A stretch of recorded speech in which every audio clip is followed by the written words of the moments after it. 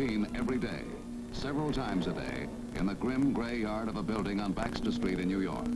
The vans pull up under the careful surveillance of Department of Correction officers. And those arrested during the preceding hours throughout the vast city are led into the detention cells.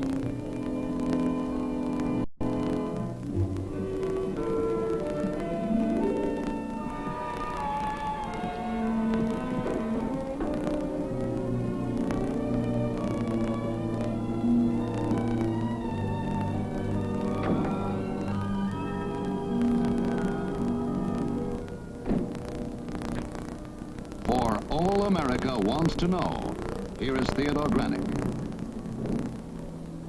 The man who just stepped into the confines of a New York City prison was arrested a few hours ago on a charge of felonious assault. His name is Gregg, Pete Gregg. Under our American system, Pete Gregg is considered innocent until he is proven guilty or innocent in the trial that awaits him perhaps a month or two away. We shall go inside this prison, side by side with Pete Gregg. And then throughout the country, you will be with us as we take a hard look at a system, a cruel choice, which too often jails the innocent man who is poor and lets the professional criminal go free. That system is bail. And the choice is this: bail or jail. Must it be bail or jail? That's what all America wants to know.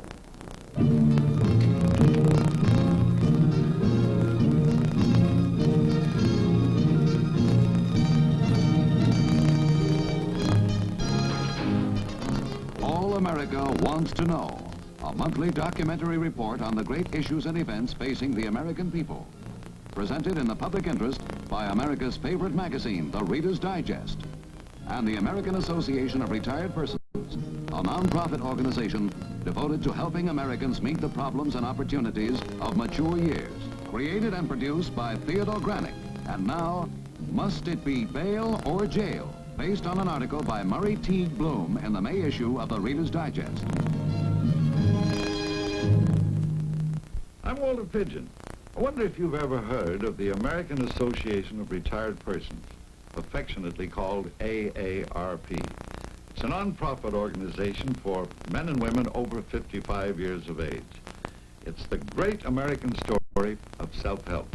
Now, in the old days, a man 55 or over was on the shelf or out to pasture. Not so today. AARP helps members extend their limited or fixed income, increasing their living power. Their monthly membership magazine is full of ideas and help for everyone over 55. Self-help at its very best. At the New York World's Fair, be sure to visit AARP's pavilion, a brilliant showcase of accomplishment. If you are 55 or over, this is the organization for you. For information, write AARP, DuPont Circle Building, Washington, D.C.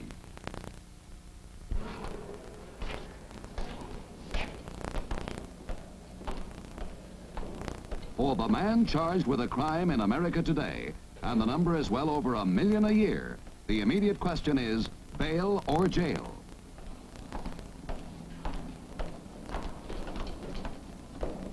In this era of crowded court calendars, it may be weeks or even months before his case is tried. How then can the accused avoid languishing in detention cells until he is finally brought before the bar of justice?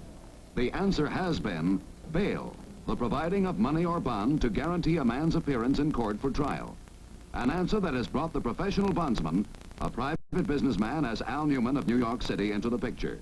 Well, in order to get into the bail bond business, I would have to have a clear record. I have to take a written examination given by the superintendent of insurance. And in addition to that, I'd have to furnish a $5,000 surety bond guaranteeing faithful and good performance, and tie up with an insurance company, because as an individual, you're not permitted to operate as a bail bondsman. In addition to that, I must indemnify the insurance company for all bonds written, whether there is collateral or not. I am personally responsible for every penny of bail that I put up. Today I have a private detective who's a former New York City policeman whom I pay a fee to go out and get fugitives to see that they're in court. But in my younger days, I went out myself. In fact, I'll tell you right here, I was over here, my legs were cut. And time and again, I climbed floors, walked in and took many a dangerous step to bring a defendant. I used to walk around with handcuffs, with my life in danger at all times. But what can I do? My money was at stake. Al Newman's money is at stake in hundreds of cases, ranging from petty larceny to manslaughter and murder. In every issue of the New York Law Journal, the official legal newspaper of New York City, you will see these cases listed. And there is a common aspect to all of them, says associate publisher of the New York Law Journal, Marvin Berger.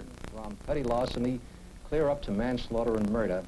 And every one of these cases, sooner or later, and generally sooner, involves the question of a person charged with crime, either having to stay in jail until his case comes up for trial, or having to put up, at great expense to himself sometimes, bail to ensure that when the state is ready to try him, he will be there and will appear to be tried. Well, in your opinion, Mr. Berger, does the present bail system work well? In the sense that it will ensure the appearance of a man charged with crime for trial when the state is ready to try him, I suppose yes. But it's accompanied by a great many problems and handicaps. Among them, for example, to cite only a few, very often the police officer or the jailer who recommends a bail bondsman to the prisoner is getting a rake-off or some sort of commission or tip from the bail bondsman. Now, this is not healthy. In fact, there are times, too, when the bail bondsman recommends a lawyer. And he may recommend a lawyer not because the lawyer is necessarily a well-equipped and well-trained criminal attorney, but because he happens to be a friend of or has some other connection with a bail bondsman. But over and above that is still the basic question: is it fair for a person who may not have the means to produce bail to sit in jail sometimes for months until his case can be tried? Do you feel that there is any alternative to this system? There is one alternative. The situation that I've described to you before was pretty much the system that obtained throughout the country until fairly recently, as a result of a work of an organization, a new element comes into the picture. And this organization, whose work I think you'll hear more about later, is the Vera Foundation. In his chambers at the New York Supreme Court Appellate Division, Justice Bernard Botein is interviewed by Theodore Granick. Judge Botein, your name has been associated with the Manhattan Bail Project, sponsored by the Vera Foundation. What exactly, Judge, is the project? How does it operate? Well, here's how it came about, just to give you a moment of background. An intelligent philanthropist named Louis Schweitzer was appalled when he got some first-hand knowledge of how many people languish in jail because they're unable to furnish bail. Now, you and I, Ted, were in the district attorney's office together in New York County here 30 years ago, and conditions had not changed. Magistrates, judges still fixed bail in the blind. In other words, all they had to go on ordinarily was what the nature of the charge was: grand larceny, forgery, burglary, robbery, and the criminal identification sheet, which showed whether or not the defendant had been convicted of crimes or arrested before. Now this, the fact that so many persons were unable to raise bail, even while presumed to be innocent, shocked Mr. Schweitzer. And he came to me. I encouraged him, and the Vera Foundation Manhattan Bail Project, with funds given by him through his foundation, the Vera Foundation, came into being. How does it operate, Judge? Here's how it operates. It started in the felony court of the magistrate's court. That's where the first bail process commences. My name is Mr. Barron, and I work for an organization called the Vera Foundation. I want to get some information from you from which we'll determine whether or not to recommend that you be released on pretrial parole, that is, without having to pay any bail. Yeah. Now, I can't promise you that we'll make a recommendation in your behalf.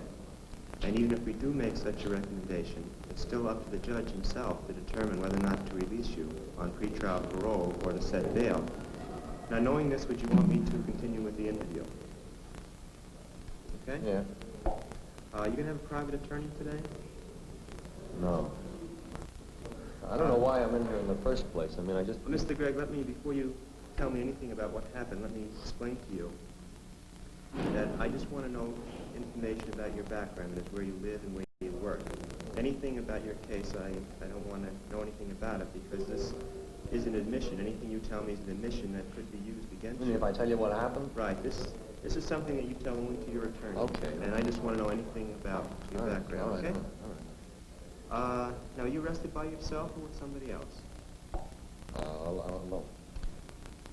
And how old are you? 33. This was an experiment, mind you. We procured 8 seniors attending NYU Law School at night.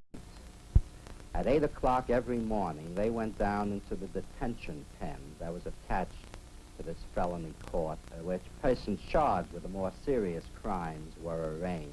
They would interview these defendants, and most of them cooperated, and only with their consent, of course, they would have filled out a 4-page questionnaire, which dug deeply into their backgrounds and past, family life, job experience, religious affiliations, any number of questions bearing on how deep their roots in the community were, so that there could be an evaluation of whether or not they could be released without any bail at all, with safety to the community and to the law enforcement processes. How many times have you been arrested before? Once? And were you convicted? Or? Yeah. Who were you arrested for? Drunken driving. And do you remember what the disposition of was of the case? Did you get it? 30 days suspended. You ever on probation or parole? No. Now, have you called anyone? Have you notified anyone of the fact that you've been arrested? No. Would you have any identification papers with you all? Something that would show where you're living now or where you work? I got a license here. Can I see? Yeah. Professional bail bondsmen like Al Newman take strong exception to this procedure, of course. They feel the approach is unrealistic. I think they got this thing all wrong. In the first place, they're up there, they have their agents investigating people as to their background. And as, from what I know, and it's more or less positive, they only recommend paroles in cases where fellows have a good background, have never been in any trouble. Now, we're supposed to help the poor and the one who haven't got these backgrounds. They're the ones that still have to have bail fixed on them. The fellow that has been charged with a minor crime and has never been in trouble and does come from a good family, I strongly urge a man like that should be paroled. But that doesn't help the situation with the poor people. But it is the conviction of the Vera Foundation that the bondsman is no friend of the poor. And the Manhattan Bail Project comes to grips with the heart of the problem. Herbert Sturz, Vera's director, says, I really don't know in what way the Manhattan Bail Project could be considered unrealistic. To date, about 2,200 persons have been released on their own word, on their own trust, to come back to court. Up to now, about 19 of these persons have failed to show. When we started, only about 25 to 30% of those persons that we interviewed, did we feel, could be recommended for release on their own word or honor. Now it's up to 65 to 70%. I'm happy to say that the Manhattan Bail Project seems to have inspired other projects already. The District of Columbia launched a bail project about 2 months ago. Early February, Des Moines pretrial release program was started. St. Louis, Chicago, and I believe Nassau County also have projects underway. There are about 15 to 20 other cities that I would say are getting close. Now, is there anyone else that we could speak to? We speak to your boss. Yeah. And you sure this won't hurt you in any way, speaking to him? I mean, would you object to us telling him that you've been arrested? You have to tell him? Well, it's not necessary. In other words, if you want us to, we'll speak to your mother first, but if for some reason she isn't home, we have to speak to All him. right, Okay? all right, you can tell him. Because we don't want you to lose your job, you know. If you think, knowing that you've been arrested, wouldn't say what you're arrested for or anything, just the fact you've been arrested, so be okay. Tell him. It's all right. Okay, and your boss's name is Mr. Jenkins? Yeah. All right, then, if you'll just sign this here, it's a little statement at the bottom which says that you agree to allow us to call the people that I've listed, which you've given me, to verify the information you've given. So if you'll sign this, it'll give us permission to call these people and see if we can help. Okay. Where? Right here on the bottom here?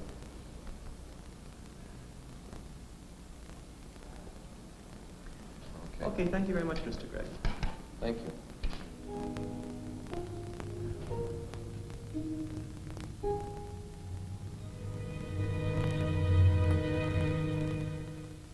Within minutes, Vera's investigators are checking out the defendant's story. Gregg case, I just tried to reach his mother, and she's not in. Now, the only other reference he's given us to call is his employer, Mr. Jenkins.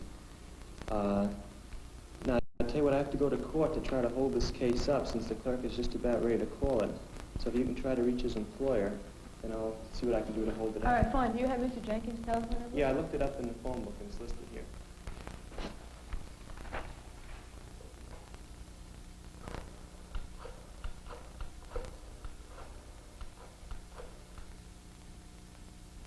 Yes, is this the R.J. Jenkins Company?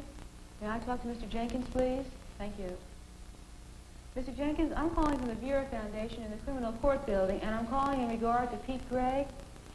Mr. Gregg has been arrested, and we're trying to arrange for him to be released today so he might be able to go home on pretrial parole. But in order for us to do this, we have to be able to verify some information, and I'd like to do that with you.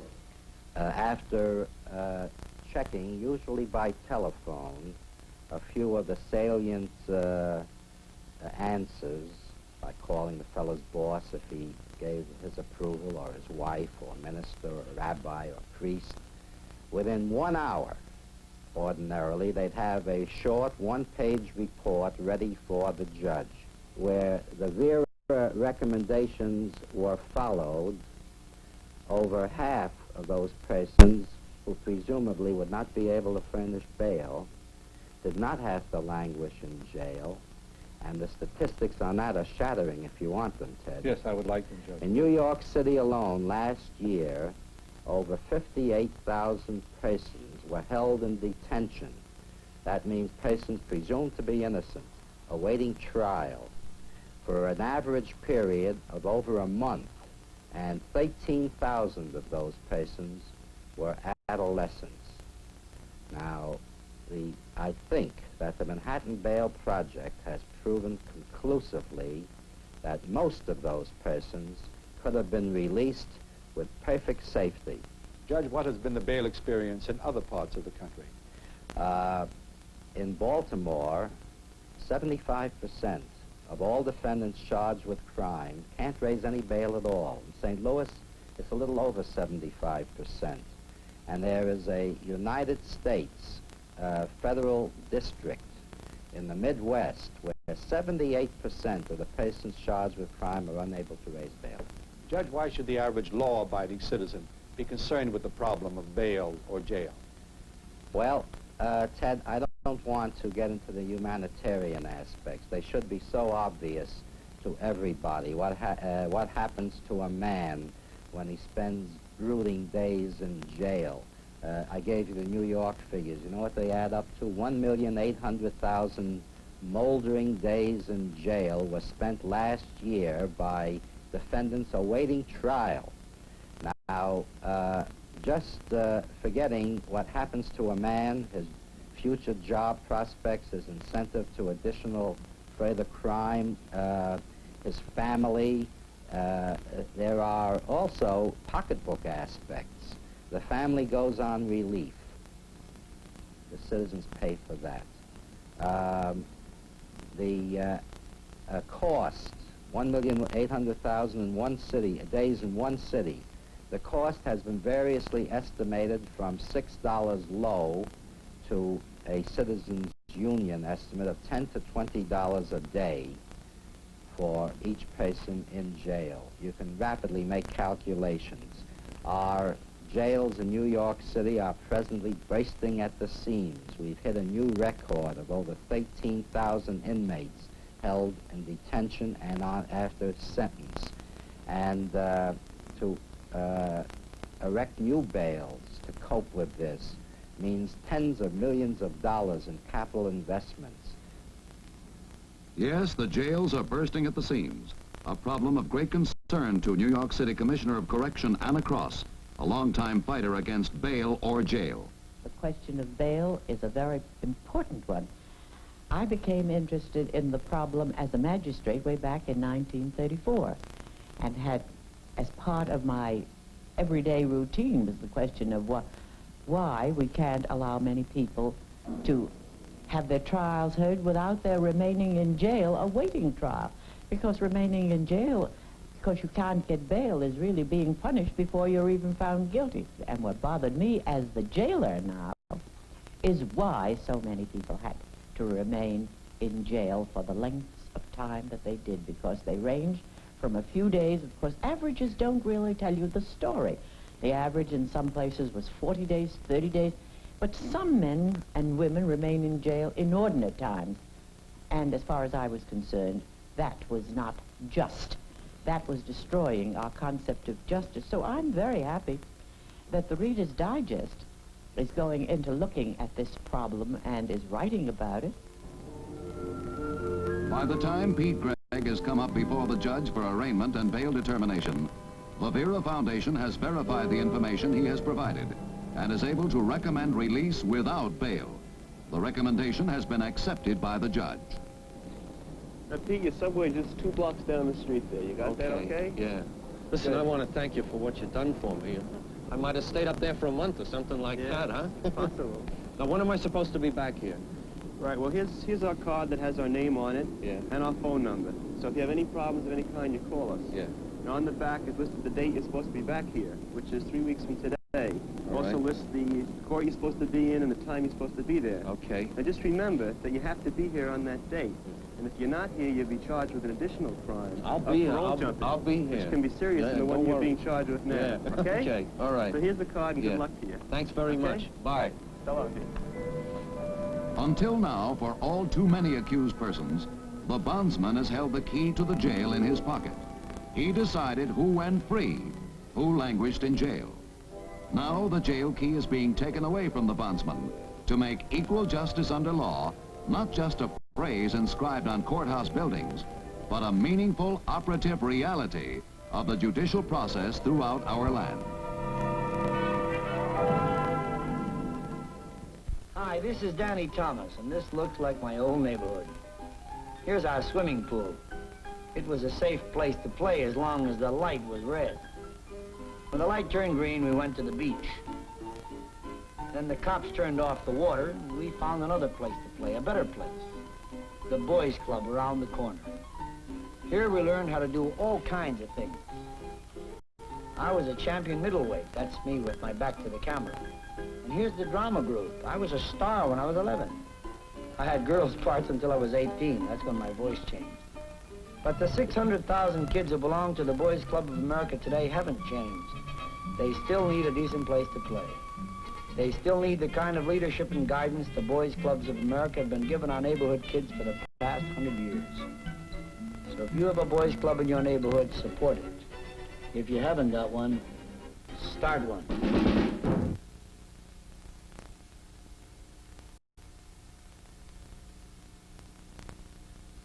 Would you care to tell us about the National Bail Conference, Judge? Yes, I suppose this was something of a showcase experiment for the nation because Attorney General Kennedy has become very interested in all aspects of the bail problem, so much so that he some months ago, sent a communication to all of the United States attorneys soliciting their cooperation in not urging bail in cases where it would appear safe not to. And under his leadership, there has been set up for May 27th, May 28th, and May 29th, a national bail conference to which will be invited several hundred delegates from every state in the Union, including judges, prosecutors, defense counsel, probation officers, police officers, and all others intimately connected with the administration of criminal justice. On a countrywide level, the National Bail Conference is only a first step. For now, the bail reform projects must be taken up and carried on throughout the nation by public agencies and officers whose obligation is to guarantee equal justice under law. Well, that's the last poster for today, Max. Unless you and me go catch a couple of fish for supper, huh? You know, the Red Cross poster this year, it says, good things happen when you give. And it's true. For instance, the good feeling a body gets when he knows he's helping out. The best way there is to help folks in need is to help the Red Cross. Hey, look at that. One of them helicopters. Yes, sir, it's good to know the Red Cross is always around. Red Cross is always right there to help. And do you realize that last year in disasters alone, 50,000 families got medical aid, food, shelter, and clothing free? And there's the blood bank program, classes in first aid, swimming, water safety. Like I said, Max, it's good to know the Red Cross is always around. You might say Red Cross is man's best friend. Next to you, that is.